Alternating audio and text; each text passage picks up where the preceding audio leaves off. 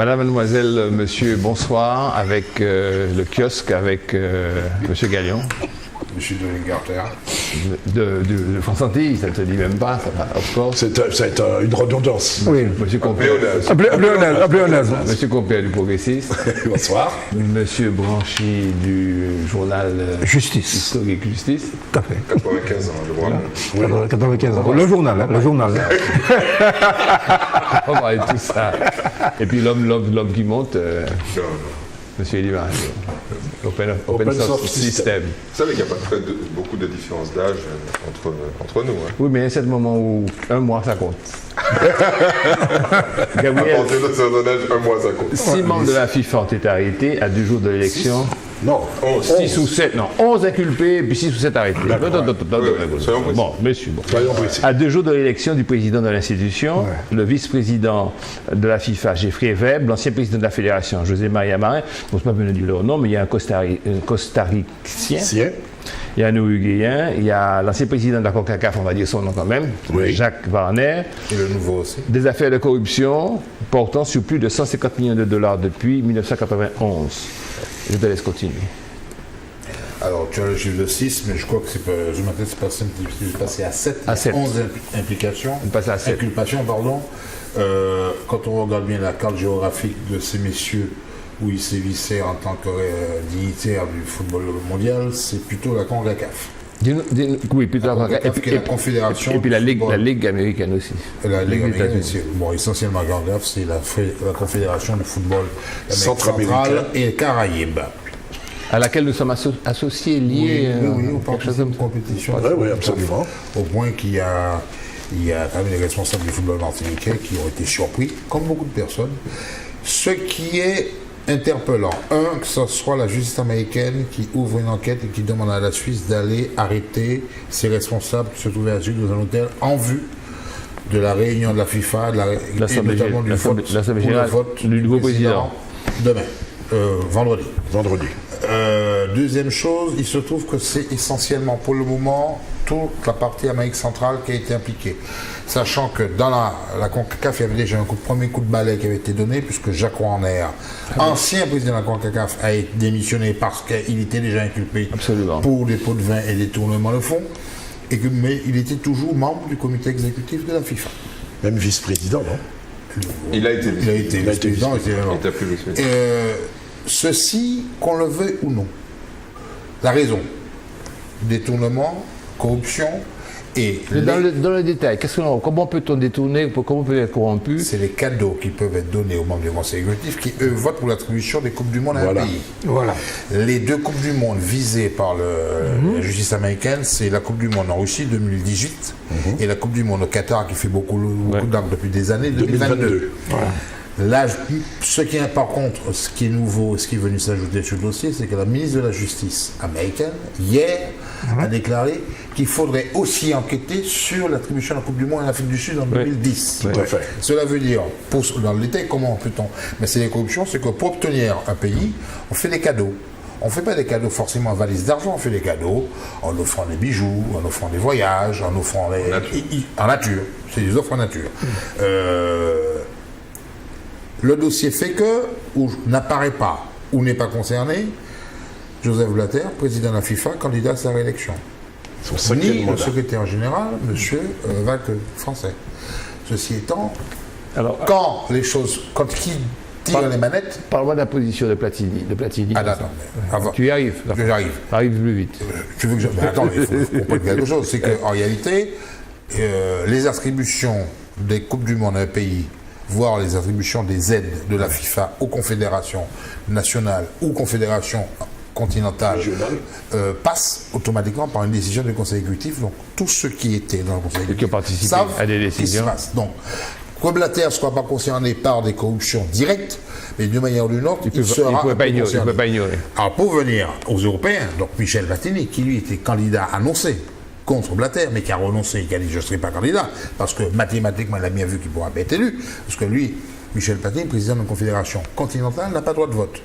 Un seul vote, les présidents de la Confédération nationale. Le président de la Confédération française, la FFF, vote, par exemple. Bon. Et Michel Platini est contre le système Blatter. opposant catégorique. Mais il ne se présente pas. Michel Platini, compte tenu de ce coup de filet, a décidé, dans la foulée, d'organiser un conseil extraordinaire du conseil exécutif de l'UEFA, de l'Union européenne du football. Et l'Union européenne. Savoir les fédérations européennes. Et l'Union européenne a demandé à M. Blatter, de retarder l'élection qui doit avoir lieu dans la foulée vendredi, et 2, Michel Platini a demandé à titre personnel à Blatter de se retirer. Blatter a refusé. S'il se refuse, c'est qu'il sait pertinemment que son élection est quand même garantie. Bon, alors, mais retardée, elle peut être compromise. Bon, je crois que là, on a fait le point. On va attendre la suite, ils peuvent encore en parler. Une petite information. Il existe aujourd'hui plus de 4 milliards de messageries à travers le monde et chaque jour, il s'échange près de 100 milliards d'emails. Ouais. Impressionnant. Ce qui est étonnant, c'est que malgré la généralisation de l'outil, les services liés aux emails n'ont quasiment jamais évolué depuis la création. Depuis le début, c'est pareil.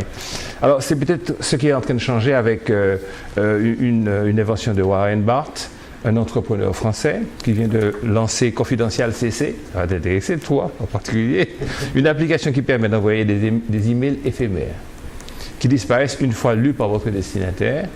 L'application s'adapte aux principales messageries, Gmail, Yahoo et tout ça, et ne laisse pas de traces dans ton système.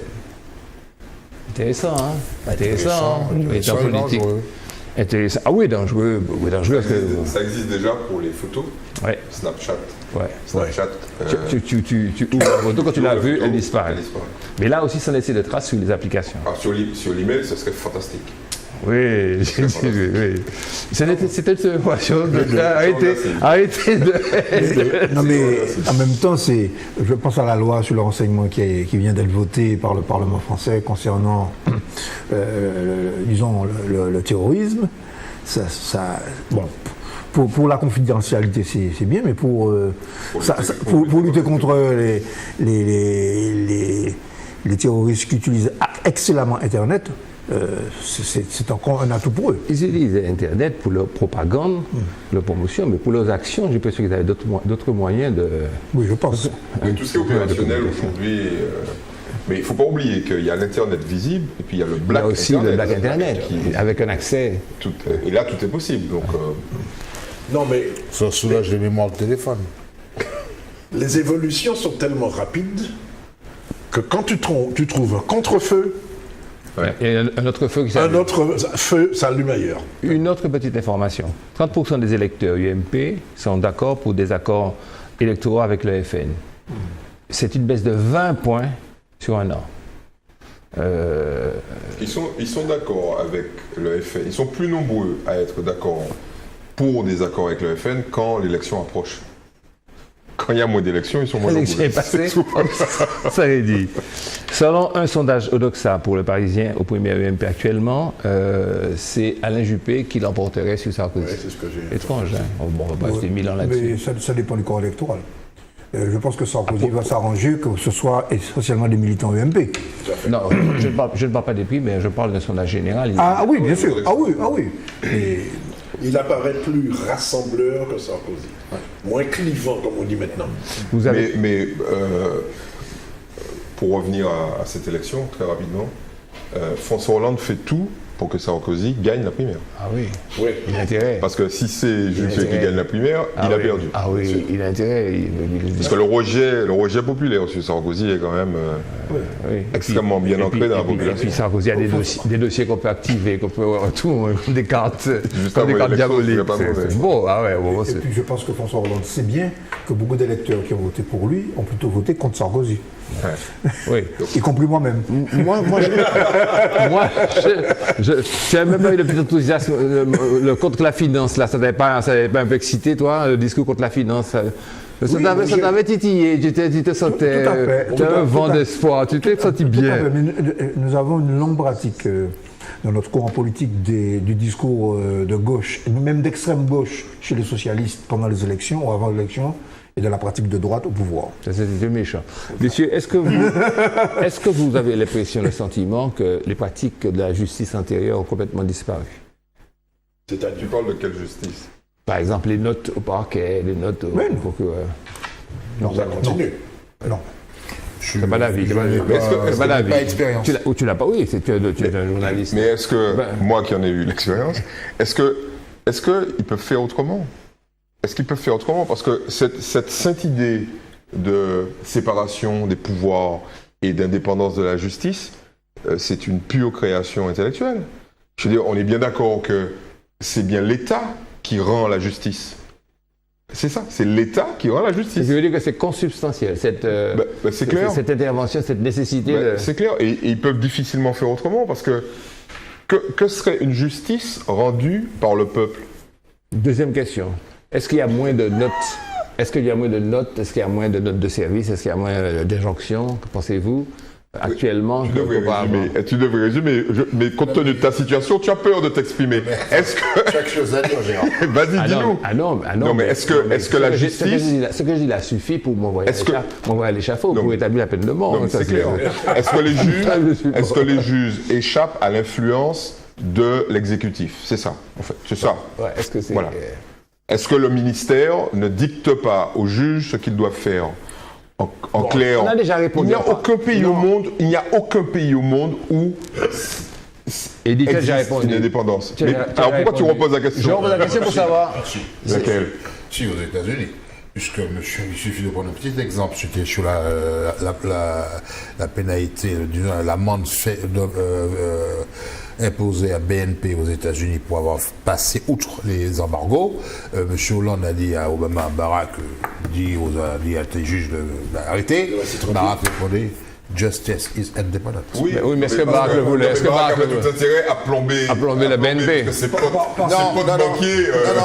c'est pas l'intérêt politique, c'est qu'en réalité, le président des États-Unis, il faudrait le rappeler, ne peut pas intervenir sur la décision que prendra le tribunal. Ah non, mais ici non plus. Mais théoriquement, ici non plus. En France non plus. Non, mais aux États-Unis, c'est pas théoriquement. Il ne peut pas. Et il peut d'autant moins. Il peut d'autant moins que si par hasard, et si d'aventure ça lui avait pris de dire au juge, on arrête, il a un congrès qui était contre lui. Oui. Mais bon, ne soyons pas naïfs. Donc il y a un équilibre des pouvoirs qui est différent. L'occupant du bureau ovale, à mon avis, laisse la bureau ovale, on va ici notre petit rue la Chancellerie. Moi, j'ai un peu le sentiment quand même qu'il y a moins de notes de service, qu'il y a moins d'intervention. Pourquoi? Parce que Mme Taubira est ministre de la Justice? Il dit, on ne va pas tomber dans ce travers. On ne cesse de le répéter. Non, parce qu'elle le dit. Elle le dit. Mais ça, après, je pense tout bêtement, c'est qu'il y a le téléphone. Bon, alors. Et puis, il y a peut-être... Le téléphone, ça commence comment, cher ami? C'était la chute, hein. Finito. Cher ami. Monsieur. En tout cas, non, pour illustrer ce que tu viens de dire, la justice a reconnu que l'influence des hommes politiques était encore forte, puisque Nicolas Sarkozy, on est bien d'accord, a été mis en examen pour tentative de corruption vis-à-vis de magistrats. Donc, si un homme politique, ex-président de la République, peut penser qu'il peut influer, je pense qu'un ministre... Mais allez quand même consulter le site de Libération sur la façon dont Libération est très, très suspicieuse sur la façon dont, justement, mon confrère Zorg et tout ça, enfin les principes fondamentaux qui n'ont pas été respectés dans cette affaire-là. Bon, chacun son opinion. Il faut quand même rappeler. Je ne veux pas rentrer dans ce sujet parce que je n'ai pas été totalement convaincu par Libération. Mais il faut quand même rappeler que Libération a été rachetée. Parce que, allons dire la vérité. Libération a été rachetée par Patrick Drahi. Non, mais je parle des arguments. Mais au-delà des arguments, parce que bon. Parlons de l'indépendance de la presse, on a parlé de l'indépendance de la justice. Vous avez remarqué que régulièrement on tourne autour de ces concepts-là. Patrick Drahi a racheté Libération. Le patron de SFR, et le fameux patron de SFR est en but depuis plusieurs semaines à des tracasseries judiciaires très importantes, tout simplement parce que de l'autre côté, on n'a pas du tout aimé qu'il puisse bénéficier de SFR. Mais en même temps, c'est quelqu'un qui est extrêmement dur, voire un peu sauvage dans son processus de gestion. Et là encore, il y a des problématiques on va dire, de pouvoir et d'influence. Une petite parenthèse, pendant qu'on est sur la presse. Comment expliquez-vous qu'un groupe financiers et industriels de luxe possède dans son escarcelle les Échos, bien pensant, le droit, et puis paf, il fait le grand écart pour le Parisien, qui est un journal populaire. Tiens-toi un homme de presse, Galion. Comment tu... Non, mais le Parisien, comparé aux Échos, c'est pas... Ça ne s'adresse pas forcément au même lectorat. Justement. Mais on est dans le même camp. Monsieur, la parole est au seul journaliste professionnel réel qui soit ici, c'est Galion. Papier, on est des amateurs. Nous sommes des amateurs. Dis-nous qu'on n'a qu'à se taire. Voilà. En gros, voilà. Non, puis d'ailleurs, j'ai envie d'aller faire l'émission tout seul avec toi. Allez, vas-y, Gabriel. On gagne du temps. On n'a plus de heure, malheureusement. Arnaud qui rachète le Parisien, parce que la famille Amaury vend le Parisien. La famille Amaury qui a fait sa fortune sur le Parisien n'a plus les moyens aujourd'hui de soutenir un développement du Parisien ou de maintenir le Parisien tel qu'il est aujourd'hui. Le Parisien, c'est pas... Et puis, ne vend pas très cher aussi. Oui. Le prix de vente, ça, on ne connaît pas trop, parce qu'il y avait un prix avancé avant par la famille Amaury que personne ne voulait payer. 200 millions. C'était 200 millions. Le Parisien, c'est pas juste le Parisien. Il y a toutes les éditions de la région parisienne. Ouais. Et il y a le journal Aujourd'hui qui est l'édition nationale. Donc en fait, c'est deux journaux. On achète le Parisien et Aujourd'hui. Oui, mais c'est que 50 millions. Dit-on. Oui, ça peut être 50 millions pour le Parisien, et puis il y a peut-être des si c'est 50 millions, faut sentir, c'est un journal très riche. Hein. Compte tenu de ce que je sais de notre situation, bon, on ne va pas divulguer sur la public, mais compte tenu des difficultés, 50 millions, faut sentir très riche. Ouais. Bon, parce que c'est pas loin des chiffres de France Antilles. Alors ça m'étonne quand même que nous, édition départementale et régionale de la Guadeloupe, on soit l'équivalent d'une édition nationale comme le Parisien. Ouais. En termes de valeur. En termes de valeur. Non mais cette valeur est complètement sous-estimée. Donc en clair, la famille Amaury veut se débarrasser. La question, Arnaud, pourquoi il rachète le Parisien? Un industriel, aujourd'hui, il a parlé de Drahi. Quand on regarde qui rachète les titres, qui rachète les journaux, qui rachète les groupes de presse, ceux qui ont les moyens, c'est ceux qui ont la consommation, le luxe. Ouais. Ils rachètent pourquoi? Parce qu'on est toujours dans le fantasme, et c'est un fantasme malheureusement dangereux, c'est qu'on achète un journal, on a un outil de plus d'influence sur la marche du monde. Bien sûr. Ouais. Quand on regarde, il y a un exemple, ils le disent, mais il y a un exemple flagrant, un contre-exemple flagrant, qui est Le Monde. Le Monde racheté par trois richissimes qui ont fait fortune dans quoi? La communication, le luxe et autres. Pigasse, Nil et Berger. Ils essaient d'imposer à la rédaction, au personnel du Monde, un directeur rejeté. Ouais. Parce que Le Monde a la particularité que sa rédaction et son personnel a un droit de regard sur la nomination du directeur et participe à l'administration du journal.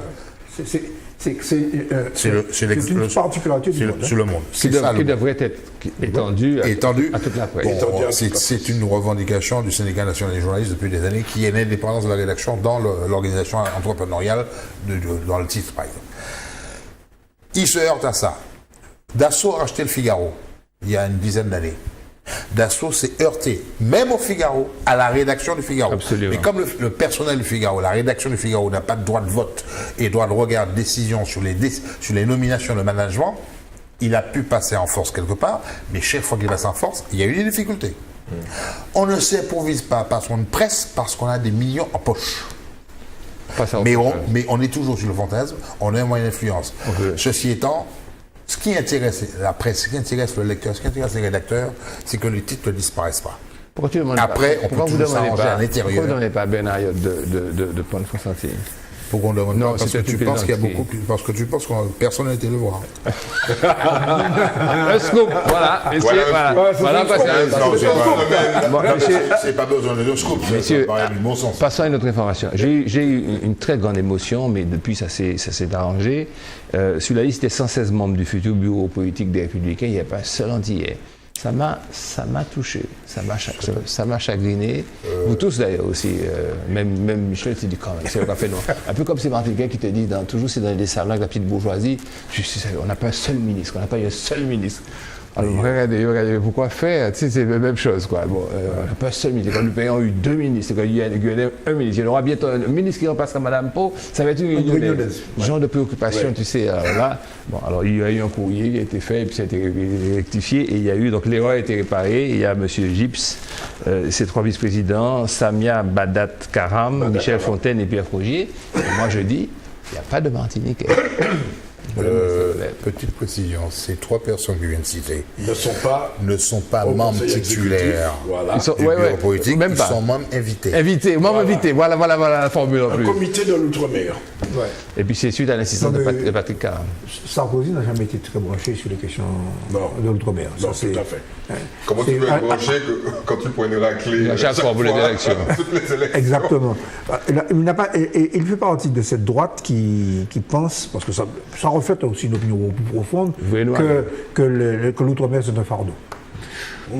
Ok. Monsieur, vous avez appris que... Ceci étant, il n'y a pas plus d'Antillais ou autres outre-meriens au Bureau national du Parti socialiste. Il n'y a pas plus d'Antillais ou d'outre-mer au bureau politique. Thierry Laurel qui était secrétaire général il a été secrétaire national. Secrétaire national oui, pendant des années renouvelé. Il a été sur un mandat. 2 mandats. Un mandat. Lurel, un mandat. On va chipoter. Sur la fin de Hollande. Ah, parce que c'est Hollandais. Il n'y en avait pas avant. Ouais, c'est vrai, c'est Hollandais. Au Parti communiste, il n'y en a pas. Au Parti républicain, il y en a pas. Le Parti communiste français. Non, a donné leur indépendance au Parti communiste d'outre-mer depuis 1957. Eh bien oui, il a bien dit, on est dans l'indépendance. Oui, mais la communauté antillaise. Oui, par contre. Non, mais il n'y a pas de représentation. Il n'y a pas, je veux dire, la revendication de l'UMP qu'il n'y a pas. D'accord, c'est bien bon, on a invité 3 bonhommes, mais il n'y en a pas plus. Attends, il y a des relations quand même fraternelles et de camaraderie entre l'immigration et le parti des siècles avec le... Oui, bien sûr. Ouais. Comme il y a des relations fraternelles dans tous les partis socialistes de l'Europe et du monde. Hein. Une information qui m'a rendu perplexe, c'est qu'il y a un lac qui a pris feu en Inde à cause d'un lac immense, hein, qui s'est incendié à cause de produits toxiques qui s'y trouvaient. Donc on dit toujours que le tiers-monde les pays émergents souffrent de la pollution des pays industriels. Alors, je me suis dit, il ne faudrait pas qu'il y ait trop de choses comme ça, parce que ça justifierait le niet des pays développés dans la réduction des gaz. On sait très bien que la plupart des grands pays émergents sont de gros contributeurs, à la pollution. La Chine est numéro 1. Oui, tout à fait. Ok. Une information. Sur laquelle on va rester un petit peu plus. Oscar Romero, archevêque de San Salvador, assassiné en 1980 durant la célébration d'une messe, a été béatifié hier dans la capitale salvadorienne. Ouais. Plus de 300 000 personnes y ont assisté, ainsi que le président salvadorien qui s'appelle Salvador Sanchez Serén. Je cite le nom parce que demande à n'importe qui est le président du Costa Rica, du Honduras, où c'est quoi c'est Nicaragua. Et plusieurs dirigeants latino-américains, dont les présidents de l'Équateur, du Honduras, du Panama et les vice-présidents de Cuba et du Venezuela. Et j'ai supprimé les noms parce que ça aurait fait trop. Celui que le pape François a qualifié de père des pauvres, qui était un prélat engagé, il est devenu archevêque de San Salvador en 1977, Michel, corrige-moi. Il s'appelait Oscar Arnulfo Romero Damez. Il s'est engagé dans la dénonciation des inégalités sociales dans un des pays qui était le plus pauvre d'Amérique latine, du continent américain. Monseigneur Romero était proche de la théologie de la libération et de l'option préférentielle pour les pauvres. C'est exactement comme ça que ça s'appelle. Et Jean-Paul II est venu dans sa cathédrale quand Romero s'est exprimé et que la population a applaudi. Il a lancé le fameux silencio. Ouais. On va pas oublier ça. Ouais. Oscar Romero, proche de la théologie de la libération, attention aux raccourcis. Ouais. Parce que dès qu'un prêtre, notamment en Amérique latine, n'est pas du côté des puissants et des oligarques, on dit qu'il est partisan de la théologie de la libération. Oscar Romero a beaucoup critiqué les partisans de la théologie de la libération pour leur méthode. Oui. D'accord. Mais il était, oui, c'est ça, on l'a assimilé aussi. Voilà. C'est une nuance, c'est pas autant. Il était bien prisé. Mais après qu'il était assassiné, la guérilla s'est lancée dans ce pays-là. Alors justement, ça a été une guerre civile sanglante. Je continue. À la suite de l'installation du régime sandiniste soutenu par Cuba en 1979, comme tout le monde le sait, au Nicaragua, sandiniste au Nicaragua, les États-Unis ont appuyé l'installation de jeunes militaires dans tous les pays. Oui. Jeunes militaires, tu sais. Ça a alimenté le cinéma. Les contrastes, etc., le trafic de Salvador, drogue. Guatemala, Honduras. Alors, fermons les yeux sur les graves violations des droits de l'homme commises par les régimes. Et voici ce qu'en disait malgré tout, je te réponds à toi, Monseigneur Romero au Salvador. C'était la veille de sa mort qu'il déclarait dans une homélie. Face à un ordre de tuer, il parlait, vous allez voir à qui il parlait, donné par un homme, c'est la loi de Dieu qui doit prévaloir, qui dit de ne pas tuer. Aucun soldat, il parlait directement aux forces de l'ordre, il n'y a plus de risque, n'est tenu d'obéir à un ordre contraire à la loi de Dieu. Personne n'est tenu d'appliquer une loi immorale. Il est temps de récupérer votre conscience. Au nom de Dieu, au nom de ce peuple qui souffre, je vous supplie, je vous demande, je vous ordonne d'arrêter la répression. Tout à fait. Le lendemain, à l'occasion de la messe, juste avant le Il était assassiné. d'une balle en plein cœur par un membre d'une sorte de milice proche du régime. Ouais. Et depuis, alors, ce qui est intéressant, paramilitaire. Ce que j'aurais fini, je vais quand même citer, je vous ai dit que tout le monde est venu, tout le monde s'est fait représenter. Je vais vous citer quand même ce qu'a dit Barack Obama. On voit que c'est son dernier mandat. Ah, il se lâche. Il se lâche. Je me joins au peuple du Salvador et du monde entier pour accueillir avec joie la béatification de l'archevêque Oscar Romero, une figure inspiratrice pour le peuple du Salvador et pour tout le continent américain, un homme courageux qui a persévéré en dépit de l'opposition venant des deux extrêmes de l'échiquier politique. Une question. Qu'est-ce qui se passe en Amérique latine actuellement, à part le grand accord économique qui fait que pas à part, essentiellement le grand accord. Et qui c'est qui peut en parler? Le grand accord entre l'Amérique et ça s'appelle l'OLA, comment s'appelle l'accord économique d'échange commercial où l'Amérique latine est écrasée économiquement parce qu'elle n'a pas beaucoup de choses à vendre et puis elle reçoit en masse. Non, il y a un élément qui est important. C'est l'élément déclencheur, c'est bien évidemment l'effondrement de l'Empire soviétique. Oui. Les États-Unis. De l'Union soviétique. Et la fin entre guillemets de la guerre froide. Voilà, bon, grosso modo. Bon, pourquoi je dis empire? Tout simplement parce que l'influence, et j'ai pas peur non plus de dire l'empire américain. Bon, l'empire soviétique allait au-delà des frontières de l'Union soviétique. Puisque l'Europe centrale... C'est pour ça qu'on dit l'impérialisme américain. Bien sûr. Et l'impérialisme soviétique continue. Allez, on va arrêter de l'embêter. Donc les États-Unis ne craignent plus vraiment, depuis 1989, l'émergence d'États, l'émergence de gouvernements dit de gauche. Démocratique, on va dire. Il y en a qui ne sont pas très démocratiques. Oui, mais bon, l'émergence de mouvements qui sont soutenus par le régime communiste. Pas forcément. Dans sa sphère d'influence. Pas forcément. Mais en tout cas, de gauche. Pour les Américains, c'est de gauche. On va dire ça comme ça. Mais souvent par Cuba. Américain, c'est légal communiste. Souvent par Cuba. Soutenu par Cuba. Bon. On va dire par Cuba. Mais pas seulement. Prenons l'exemple du Brésil. Le Brésil n'a jamais été soutenu par Cuba. Et le Parti des travailleurs au Brésil est considéré dans la littérature de la CIA comme un mouvement d'extrême gauche. Okay? Donc, le président Lula et Dilma Rousseff ont été arrêtés, ont été torturés pendant les années 70-80.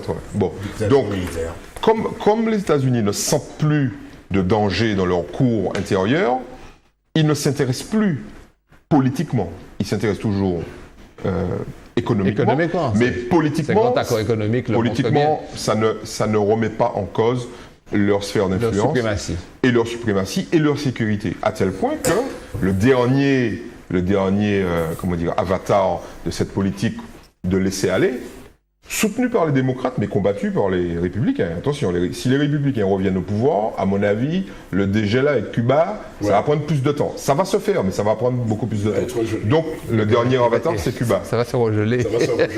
Mais il reste extrêmement prudent et parfois extrêmement dur, répressif, dès qu'un mouvement va au-delà du politiquement correct. Chavez, c'est ça, en réalité. Alors, je vais peut-être raconter une anecdote. On était à Cuba, toute petite. Et c'est pour vous donner l'illustration de ce changement. Avec l'ancien secrétaire de Che Guevara,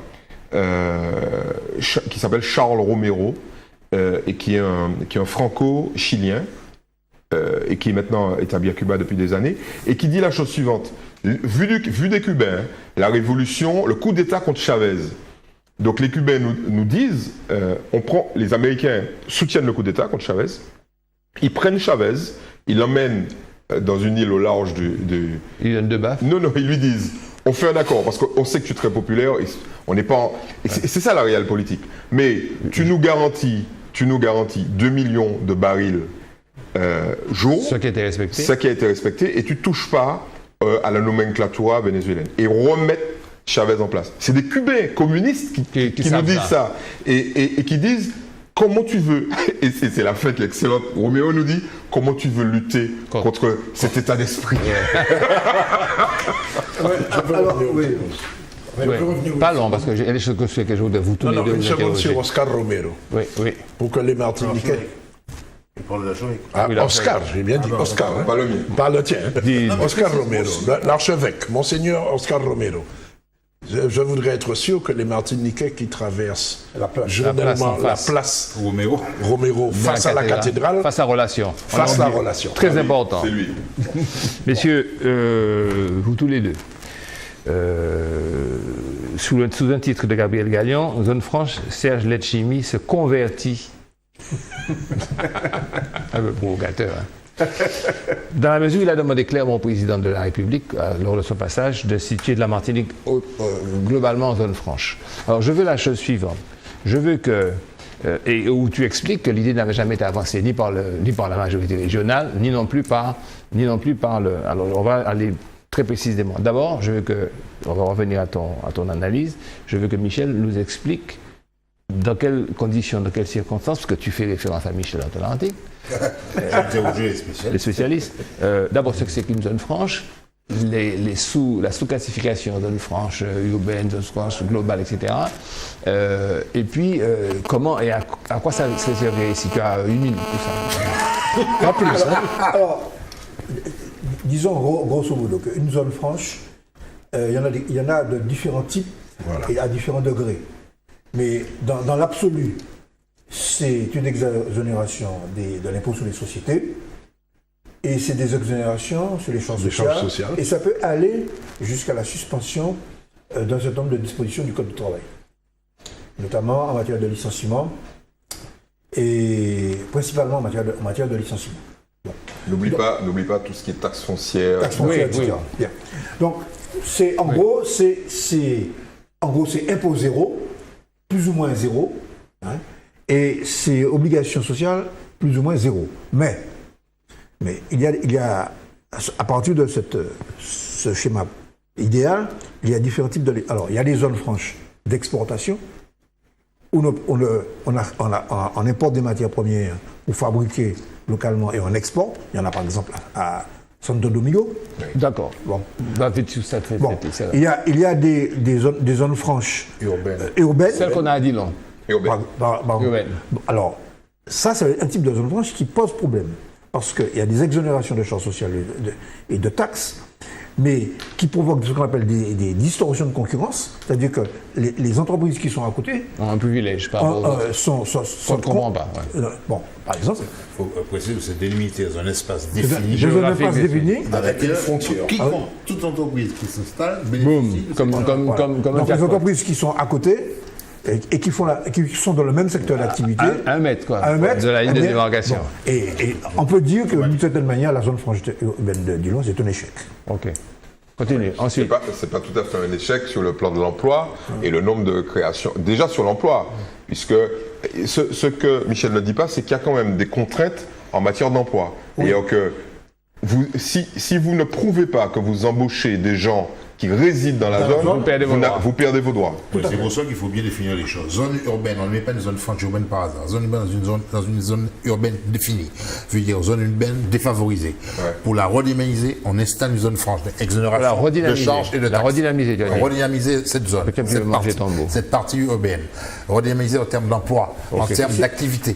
Et c'est pour un temps c'est fixé dans un temps limité. 5 ans, 10 ans. 10 ans. Mais lui, d'accord, on a vu grosso modo, donc il y a plusieurs options. puis il y a la zone franche d'activité. Oui. C'est-à-dire qu'on définit un type d'activité. La taille des entreprises. En fonction de la taille. Tu vas trop vite. En fonction de la taille, on peut définir la zone d'activité sur un périmètre urbain ou sur un périmètre géographique, donc plus étendu, pour pouvoir fixer des activités exonérées. Voilà. Par exemple, il y a des professions libérales à la Martinique qui sont en zone franche, c'est-à-dire que leurs activités sont exonérées de taxes et d'impôts, mais limitées dans le temps. Et Daniel, lorsque M.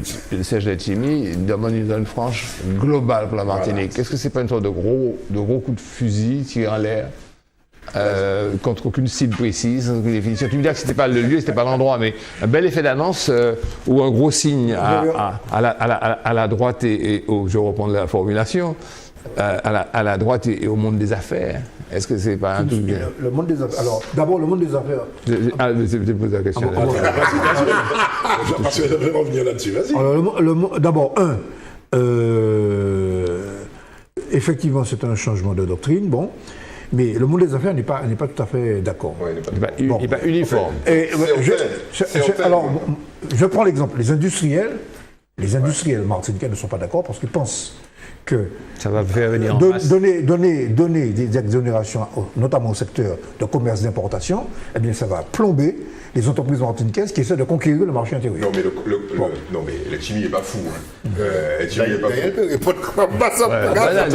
Il y a un petit chance. Mais non, tu vas venir pour parler. Pour ça, il faut quand même le dire, parce que sinon on va l'oublier, les projets de zone franche globale, le principe de base, interdiction au commerce, de manière générale, d'y bénéficier. Aucun commerce. J'allais revenir là-dessus, justement. Zone franche, comme l'a très bien dit Gabriel, il faut savoir ce qu'on met derrière le terme. Zone franche globale... Pourquoi tu reviens là? Ah oui, global. Non, je global, ouais. D'accord. Zone franche, il ne s'agit pas de mettre des commerces, mais de mettre des activités. Productive. Non commerciale. Non commerciale. Et donc productive. Pas forcément. Pas forcément. Il y a les services. C'est vrai, il y a les services également. Enfin, bon, moi j'aime les services dans la production aussi.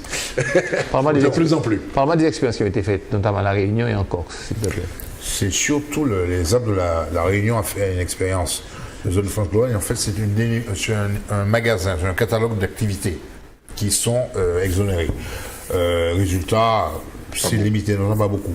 La Corse a une expérience plus intéressante parce qu'elle a une expérience sur 10 ans, quasiment 10 ans. Là, c'est fini maintenant. C'est fini, mais ce qui est intéressant, c'est qu'il y a une délégation martiniquaise il y a une dizaine d'années. Il y a une dizaine d'années qui a été en Corse. Qui est allé en Corse, oui. Christian Montmarie a été député de la Martinique à l'époque. Ils ont été en Corse pour voir un petit peu s'il y avait intérêt pour la Martinique à s'engager dedans. Il y a eu échange. Les Corses, il y a notamment Paul Giacobi, qui est aujourd'hui président du conseil exécutif de Corse. Conseil exécutif de Martinique, c'est même là, parenthèse, qui était venu ici lors d'un séminaire et qui avait un petit peu développé la thèse que c'est intéressant, oui, mais il ne faut pas s'habituer.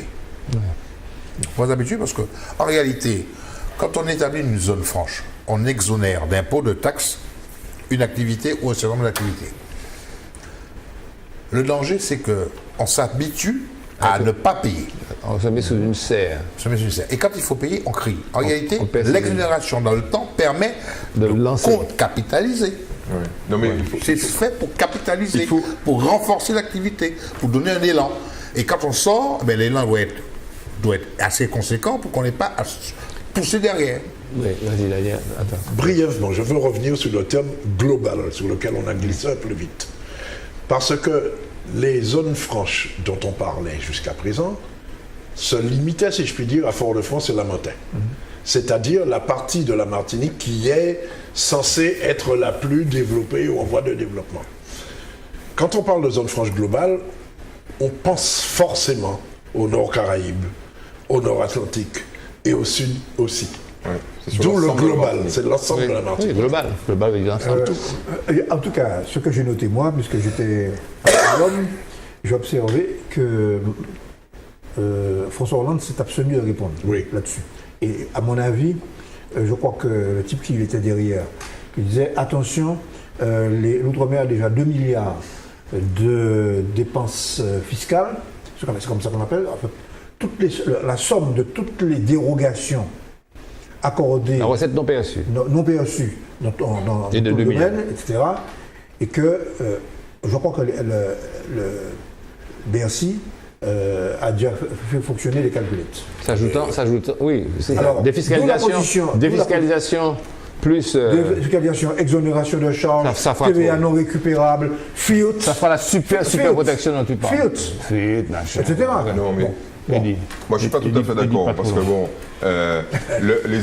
les exonérations pour les entreprises françaises, c'est 80 milliards d'euros. Donc nous, avec 2 milliards, on est des rigolos. Peanuts. Ça, c'est juste pour les entreprises françaises, hein, ok? Bon. Je pense que ça fait son chemin, puisque François Hollande a proposé à Letchimy de faire une fameuse commission de travail, et cette commission va être installée dans les jours qui viennent. Oui. Donc, Une commission pour la De Gaulle disait que pour la fameuse quand on veut égalité. enterrer un problème, Non, mais- on crée une commission Théodule. non, mais La chimie n'est pas de ceux qui laissent en tirer les problèmes. non, mais Est-ce je pense que- pas. Je pense pas. Il faut quand même rappeler aux gens ce que ça représente. Parce que l'impôt sur les sociétés en Martinique, ça représente 80 millions d'euros. Oui. Donc, l'État français a bien compris que, de toute façon, les 80 millions d'euros, ils peuvent les passer en perte et profit, compte tenu de ce que ça va générer comme création d'emplois et création d'activités. Parce qu'avec création d'emplois et création d'activités, on est tout de suite en cotisation. Il y a des rentrées cotisations, sociales. des cotisations sociales. Je ne parle pas des cotisations patronales. Oui, oui. Je parle des cotisations Oui, oui. salariales, tout simplement. Tout à fait. Les salariés qui vont toucher un salaire, ils vont cotiser. Et puis, ils vont consommer en TVA. Donc, ce calcul-là, sur des petits volumes, sur des gros volumes, c'est impossible. Tu ne peux pas faire ça en France. Attends, je comprends. On vient de dire qu'il y aura une exonération. Patronale. Mais pas- patronale. ouais. Les salariés vont cotiser, cotiser. et ils vont consommer. Donc sur la TVA et sur les rentrées de la Sécu, il y a du gain. C'est tout petit, 80 millions d'euros. On a l'habitude de rappeler que J'entendais ça pèse pas lourd. J'entendais hier soir Yann Monplaisir s'exprimer avec la dynamique de celui qui est en campagne face à un journaliste de Martinique Première, et pour expliquer sur le tourisme que la Barbade déjà a des coûts salariaux, une masse des charges inférieure à celle il disait le dixième, il exagérait peut-être. Oui, il exagère parce que Barbade, c'est une destination les plus chères. Oui, en- absolument. Non, je en parle termes de coûts. oui, Non, mais en coûts salariaux, c'est les plus chers.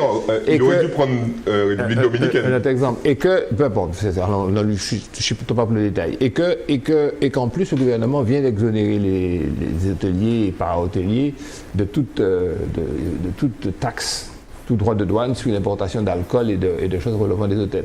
Il expliquait que vraiment le tourisme, et on y vient, alors la transition, Oui. est-ce que le tourisme ne serait pas un secteur qui, donc c'est une zone d'activité qui pourrait bénéficier, lui, en tous les cas, si ça ne marcherait pas, sans que BSI ne se fâche Moi, d'une je zone pense que c'est peut-être, ce serait le type de zone France qui est le plus justifiable, compte tenu de l'avantage comparatif que ça peut donner à nos concurrents, par rapport à nos concurrents directs, notamment Sonomengue Ça te gêne, ça? et Cuba.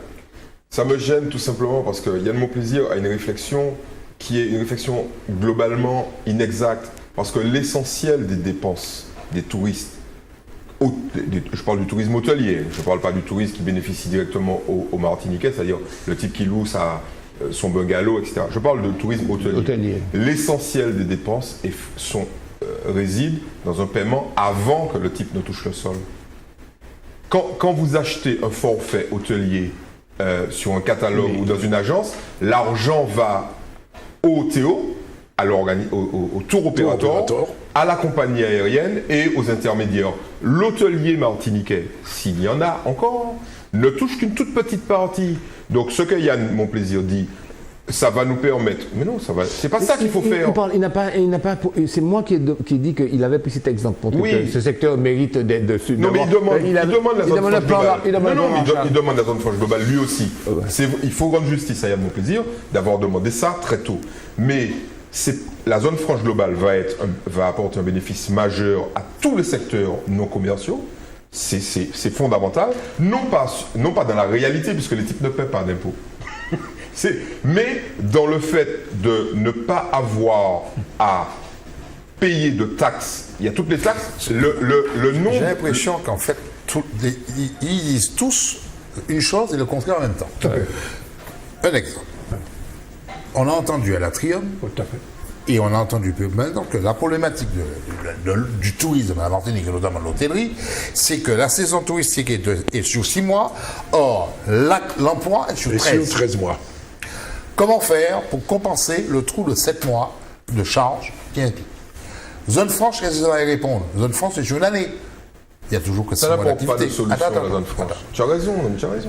Il y a une autre idée qui est avancée par ces messieurs. Il faut donner la possibilité d'avoir la pluriactivité ou la polyactivité de façon à ce que les salariés de l'hôtel payés pendant 13 mois, dont 7 à ne pas avoir beaucoup d'activités, puissent avoir une autre activité qui soit payée. Ou une formation. Et la demande de CICE renforcée. C'est ce fameux crédit d'impôt. Ouais. Il faut va plus loin sur ça, la pluriactivité. Parce qu'ils n'osent pas dire la vérité. C'est quoi la pluriactivité? Non, mais attends, je ne suis pas là pour dénoncer. Je remarque avant de dénoncer, il faut quand même savoir, comprendre. Comprendre, c'est que, effectivement, quelqu'un dans un hôtel qui est payé 13 mois, or, l'hôtel ne rentre de recettes que sur 6 mois. On a compris ça. Bon. Il demande comment alléger le coût de charge pour le pays. Donc, en clair, polyactivité ou pluriactivité, ils veulent si les mecs peuvent aller faire autre chose tout en gardant leur garantie d'être salariés, les 6 mois chez moi, il n'y a pas de problème. Ils ont un droit à leurs 6 mois. Bon, je crois que les saisonniers, ceux qui sont un petit peu au regard de code du travail, souci. C'est pas possible. La loi peut s'adapter. La loi peut s'adapter. Oui. Mais quand on dit zone franche pour le tourisme, zone franche donc pour l'hôtellerie, ça veut dire exonération toute l'année. Donc, moi, quand exonéré pendant 6 mois de charge, et puis 6 mois de charge ou exonéré, et tu ne peux pas. Tu es exonéré à 100% là, pendant 7 mois. Il y a le tout le contraire. C'est sur sur l'éloquence et l'autorité. Et la colère. De la colère. C'est pas la colère. De notre journaliste émérite Gabriel Gagnon, que l'émission malheureusement s'est terminée et que nous gardons en nous une masse d'informations, de données à diffuser auprès de j'allais dire l'électorat, auprès de nos amis martiniquais. Bonsoir madame, bonsoir mademoiselle, bonsoir monsieur, à la semaine prochaine.